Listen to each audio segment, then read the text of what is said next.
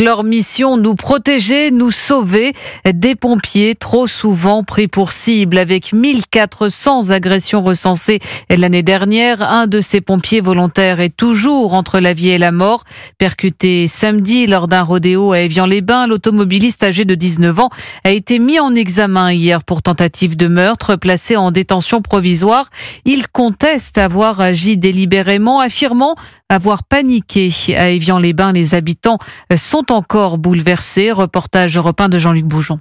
Cette mise en examen, les habitants l'attendaient. Pour Sophie et Stéphane, qui habitent tout à côté de la caserne des pompiers, là où ont lieu régulièrement des rodéos, ce qui s'est passé samedi est inadmissible. L'incompréhension, de la colère, c'est pas juste, quoi. Un pompier, on doit les respecter, et puis voilà, c'est quand même important. On sait l'action qu'ils mènent, ils sont toujours là, dévoués pour nous aider. J'espère qu'il va être puni, puis lourdement, parce que c'est pas bien ce qu'il a fait. C'est quand même nos pompiers sont là pour nous sauver, pour nous protéger, donc oui, ça fait de la peine que les jeunes ne respectent pas ça, parce que l'éducation des jeunes à l'heure actuelle, il n'y a plus rien, quoi. Les pompiers du secteur sont, eux, très choqués par ces actes de violence à répétition dont ils sont victimes, explique Martial Sadier, président du conseil d'administration des pompiers de Haute-Savoie. Samedi, il y a eu une volonté délibérée de tuer à Évian. Ce n'est plus possible. Ces agressions permanentes contre les élus, contre les pompiers, contre les gendarmes, contre les forces de police, tout ce qui en fait incarne une forme d'autorité, une forme de règle, est aujourd'hui combattu, voire une tentative d'élimination. Et ça, c'est plus acceptable. Cette société ne peut pas continuer de fonctionner comme ça. L'an dernier, 24 plaintes ont été déposées par les pompiers de Haute-Savoie